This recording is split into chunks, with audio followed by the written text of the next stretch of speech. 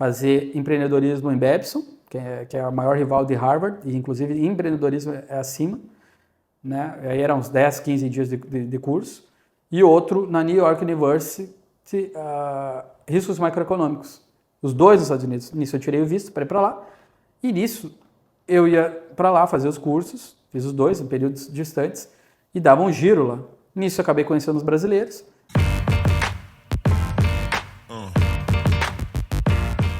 Fala galera, hoje estamos aqui com Eliseu Mânica, gestor e fundador da Esperato Investimentos, escritório credenciado AXP. Seja muito bem-vindo, muito bem-vinda a mais um episódio, na verdade episódio número 1 do podcast com o gestor. E a gente está aqui para falar um pouco mais sobre a história da Esperato e sobre essa figura icônica que é o Eliseu.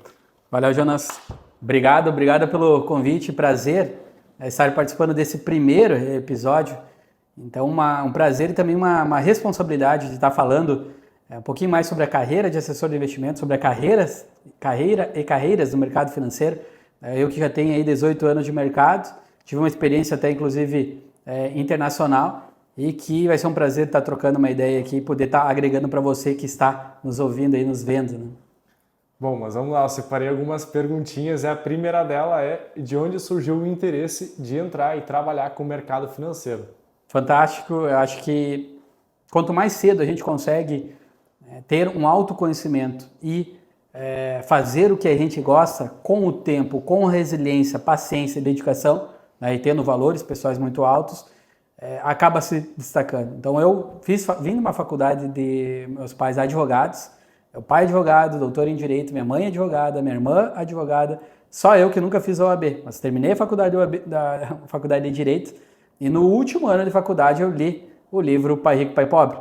Eu já tinha um viés um pouco empreendedor, já tinha estagiado, né, no escritório de advocacia, tinha um escritório pronto, seria muito mais fácil o meu caminho, inclusive na época meu pai me ofereceu um valor que na época era de R$5.000, sei lá, hoje deve ser uns R$12.000 garantidos mês, com o escritório teoricamente montado, mas eu queria fazer o que eu gostava, né? No caso, li o livro Pai Rico, Pai Pobre, decidi no interior do Rio Grande do Sul, Santo Ângelo, na cidade que eu nasci, vou trabalhar na área de investimentos, é o que eu quero, vou pagar o preço. Qual era o preço? Aí a gente está hoje em Porto Alegre, vim morar aqui em Porto Alegre, né, em 2008, 2009, fazendo um MBA, Mercado de Capitais e Finanças, me formei, né, obviamente, em Direito, e aí fui trabalhar em 2 escritórios. O primeiro escritório que eu trabalhei, o escritório, coincidência, exatamente onde nasceu a XP Investimentos, em 2002. Trabalhei lá em 2008, 2009. E pasmem, o primeiro escritório era outra realidade, né? Tínhamos em torno de 200 mil investidores, em torno de 2.000 profissionais, de 3.000 profissionais, né, assessores de investimento. Hoje a gente tem 6 milhões de investidores, mais ou menos, pessoa física. O primeiro escritório que eu trabalhei, em 6 meses, esse escritório quebrou, né, ou fechou. Tá brincando. Exatamente. Então, aprendi muito. E tu tinha se mudado de Santo Ângelo para Porto Alegre. Só para fazer isso. E o escritório quebra em 6 meses. Exatamente, 5, 6 meses. Aprendi muita coisa. Acho que a gente aprende muito mais das experiências menos positivas, que nos fazem mudar, nos fazem evoluir, nos trazem uma obrigação de estar mudando, nos forçam a estar evoluindo. Fiquei um tempo, então 1, 2 meses em casa, e aí nisso tinha uma colega minha do MBA, né, que tinha um escritório, era sócia do escritório. Acabei trabalhando no escritório mais um ano e pouquinho, e nisso eu escrevia para jornais e tudo na época, da região lá de Santo Ângelo, Juiz, Cruz Alta, interior. Terminei o MBA e fiquei sabendo que uma outra pessoa queria abrir um escritório. Eu estou tentando fomentar a cidade que eu nasci, né? E aí vem outra pessoa querendo estar abrindo, por que eu não vou me associar a essa pessoa? Então nisso, em vez de ter 2 escritórios numa cidade menor, tentar abrir um escritório, né? Unimos forças, né? 2009, 2010, abrimos em março de 2011, era final de 2010, voltei para Santo Ângelo para estar abrindo o escritório, aí hoje a gente está aí com 1,3, 1,4 bilhões de reais, e que toda uma caminhada aí não foi fácil, não é fácil nada na vida. Você que está nos ouvindo aí, já é assessor, já sabe disso, ou quer se tornar assessor, quer trabalhar no mercado financeiro, saiba que essa caminhada sempre vai ser difícil. O próprio Silvio Santos tem uma frase, o comunicador, né, o dono do SBT, que ele comenta, olha, se for fácil, nada na vida é fácil. Se for fácil, desconfie. Então, pagar o preço, ter um autoconhecimento favorece muito, está encurtando esse caminhar, né? Mas saiba que é necessário uma resiliência muito grande aí, né? Também, né? Legal. Pô, e deixa eu te perguntar uma coisa. Então, saindo de Porto Alegre, voltando para Santo Ângelo para abrir essa operação com mais um ou dois sócios na época? 2 sócios, novo, 21, 22 anos, tinha me formado, né, em Direito, terminei o MBA, 22, 23 anos. Pô, super novo. Novo, né, e isso também, ao mesmo tempo que era era um empecilho na época, o mercado financeiro engatinhando ainda, entre aspas, tudo era mato, né, a tendência é uma melhoria cada vez que o tempo passa, mas o pessoal ia, por exemplo, estar conversando com a gente no escritório, cidade menor, os guris da Esperato, né, comentavam, e eu via que olhavam, né, Jonas e pessoal, um pouco com preconceito. Pô, o que esse guri quer falar de investimento? Algo assim. Só que isso a gente tem que aprender a utilizar na vida, ponto menos positivo para estar transformando em ponto positivo. E aí eu era muito bom tecnicamente. Em 2011 eu tinha CNPI. Eu podia naquela época fazer o CNPI. Né? Em 2011 tu tinha quantos anos? 24, 25. Então, tinha CNPI, então era muito bom tecnicamente, então já vinha a pessoa, o cliente, né, o lead, o cliente potencial, estar vindo, né, já com pré-conceito, né, guri e tal, só que eu abria a boca, e aí por ser bom tecnicamente, falava muito bem, melhor até do que pessoal de banco, assim, gerente, nada contra, né, mas um conhecimento aprofundado, maior, e isso surpreendia, e isso trazia, sendo transparente também, e atendendo bem, né, focando no cliente, nem que demorasse mais para estar ganhando dinheiro, que é normal, a gente sabe disso na profissão. Então, o ideal é estar montando uma carteira antes. Então o pessoal vinha com todo o valor, né, não só para fazer teste. E eu peguei o tempo ali que a XP, né, no caso a gente representa a XP, né, credenciada a XP, no caso, não é, né, representar, o termo é ser credenciado exato, até para evitar o compliance aí, né? Parece a CVM aqui batendo na porta. Exato. E nisso era o período que a XP adaptou para o Brasil, estava começando a adaptar até 2010, 2011, 2012 ali a parte do shopping center financeiro, porque ela era só uma empresa de renda variável. Então ela adaptou a cultura norte-americana do Charlie Schwab e aí trouxe para o Brasil do shopping center financeiro, renda fixa, fundos multimercados, tudo numa única plataforma. Então eu peguei esse período de tempo e outros escritórios na época, eu lembro, eles só olhavam a parte de renda variável, por quê? Porque a corretagem naquela época era 0,5%. Na entrada, na volta, mais R$25 e pouco, né? Ou seja, dava bastante dinheiro. Dava bastante dinheiro, exato, né, Jonas? Mas tinha muito menos investidor. O pessoal era muito mais fechado. E naquela época não precisava nem pegar a ordem do cliente, era só fazer o que o cliente falava por telefone e deu. Tinha que gravar por telefone, sempre tinha que ter ordem por telefone, mas era muito mais por telefone ou por e-mail. Então, tinha tudo, e era um valor alto até na época, tinha que comprar os equipamentos, especificamente aqueles que a XP mencionava. Então, na época, sei lá, eram uns 8, 12 mil reais, assim. Só a parte de gravação de 8 mil, 12 mil reais há 12, 13 anos atrás. Um telefone? Não, para todos, uma centralzinha, uma central. Mas tinha que ser exatamente, né, da Dell, tal tipo, tal. Então... E era um telefone que ficava na mesa, assim, bem grandão. Na mesa, não tinha celular. Era maior que até um tinha. notebook. Era maior, se bobear. O celular até tinha, mas era aqueles... Nokia, né, ou algo assim, não era tijolão, não era tão difundido, mas já estava, já tinha e não podia nem ter, como hoje, né, teoricamente não pode ter o celular na mesa e tudo, mas era o celular grandão, desculpa, era o telefone o grande aquele, o convencional, o residencial e tudo gravado. Outra curiosidade lá daquela época, a gente para abrir cadastro, abrir conta, tu tinha que assinar em papel, reconhecer firma, combinar com o teu cliente para ir lá, imagina, às vezes ele não ia, né? Nossa Senhora. Reconhecer firma, pegar o monte ali de cadastros, enviar, na época era esperar no Rio de Janeiro, né? Nações Unidas, lá eu lembro, enviar para o Rio de Janeiro, eles darem o ok, Então era muito mais difícil. Tinha facilidades, por exemplo, recebia mais 0,5%, né, de corretagem de renda variável, mas essa dificuldade de estar abrindo um cadastro, que hoje ali em 20 minutos, 15 minutos está aberto, preenche tudo online, o próprio cliente coloca o código do assessor, né, e já está investindo. E hoje a galera reclama que o chat está demorando segundos para responder. Exatamente. Pô, o chat está demorando bastante e tal.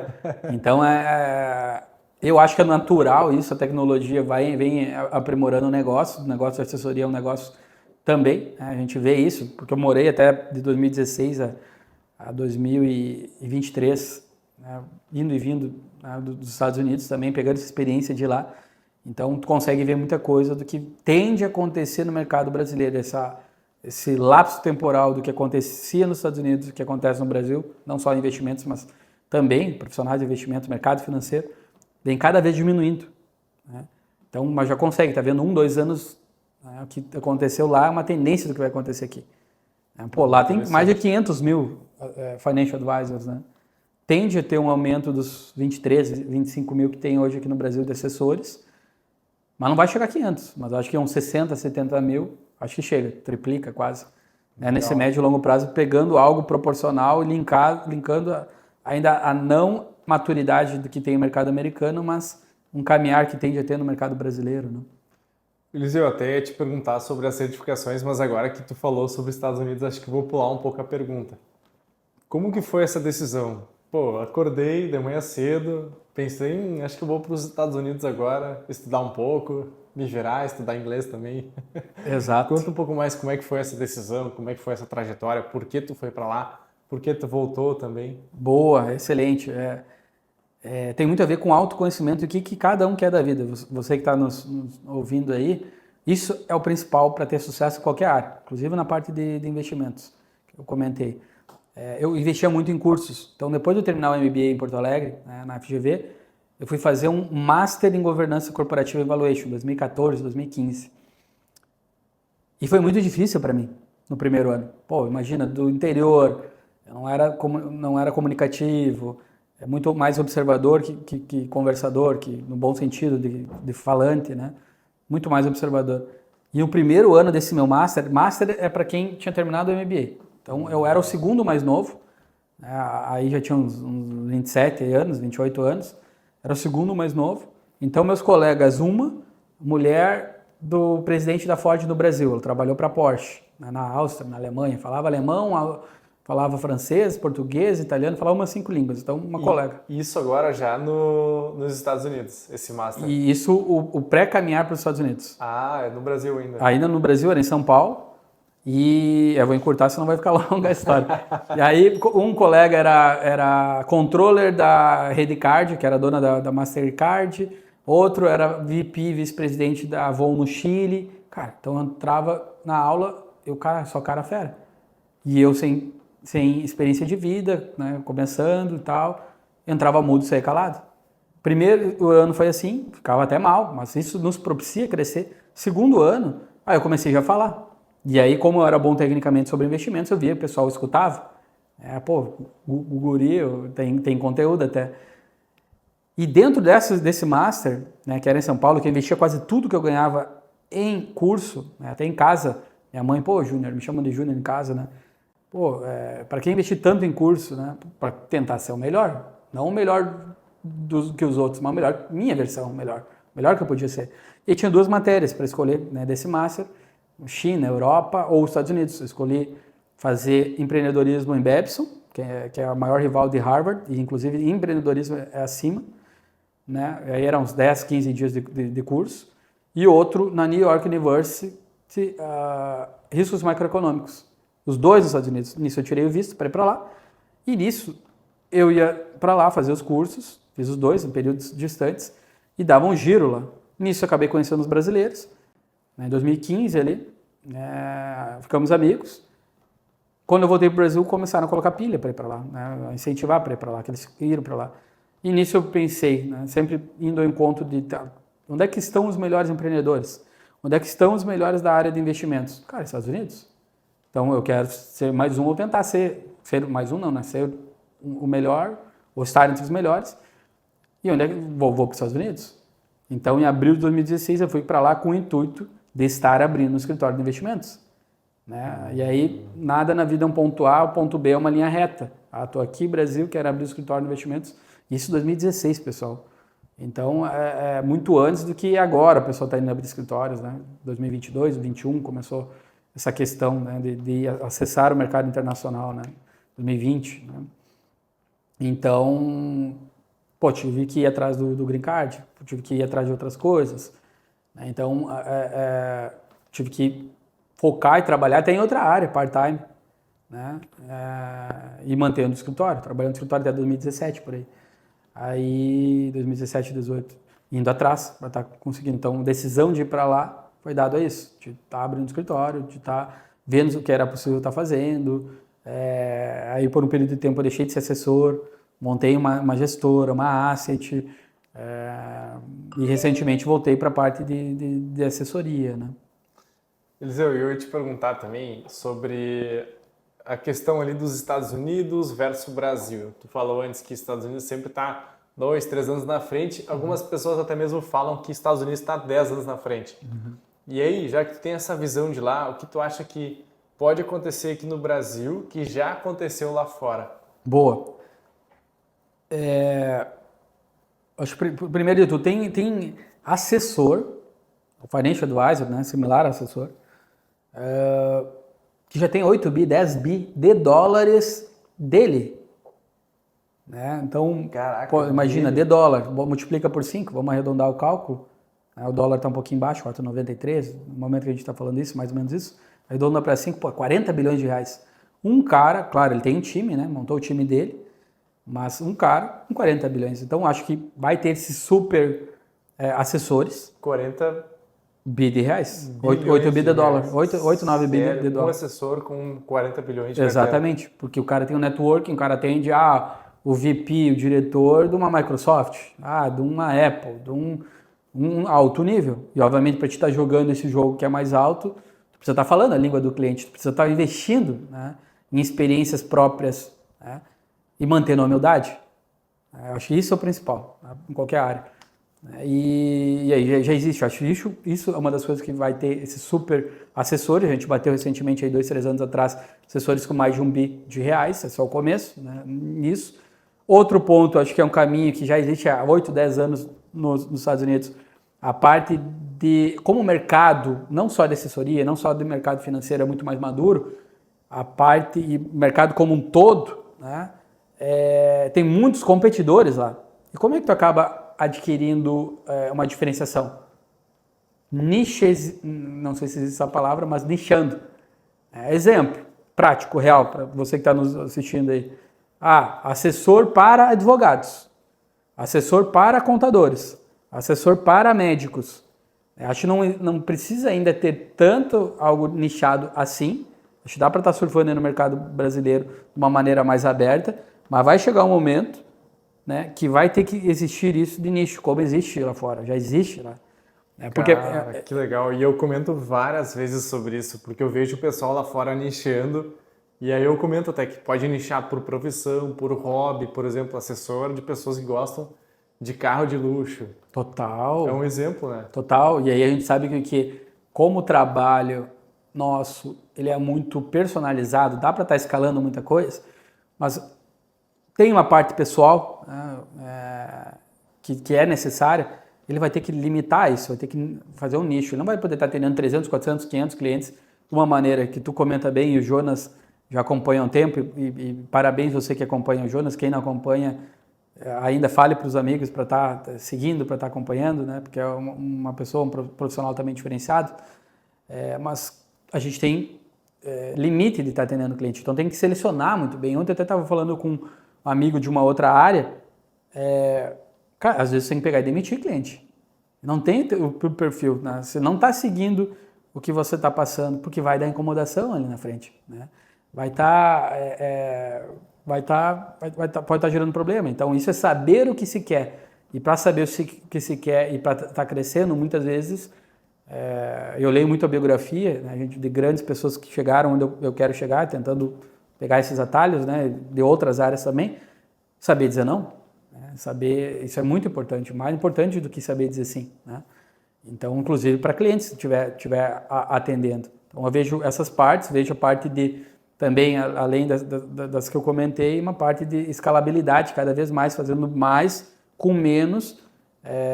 A criação de conteúdo, eu acho que é o que facilita a geração de autoridade, ou o aumento dessa autoridade, cada vez mais. Claro, não se perder demais, né?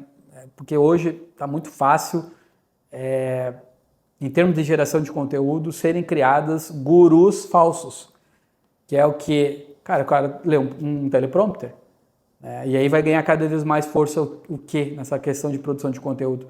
O ao vivo, o pessoal, né? Um mastermind, né? Acho que essa parte real vai ganhar cada vez mais força, incluindo na parte de investimentos, na parte de assessoria, na parte, né, que é um caminhar e seguindo modelo até norte-americano.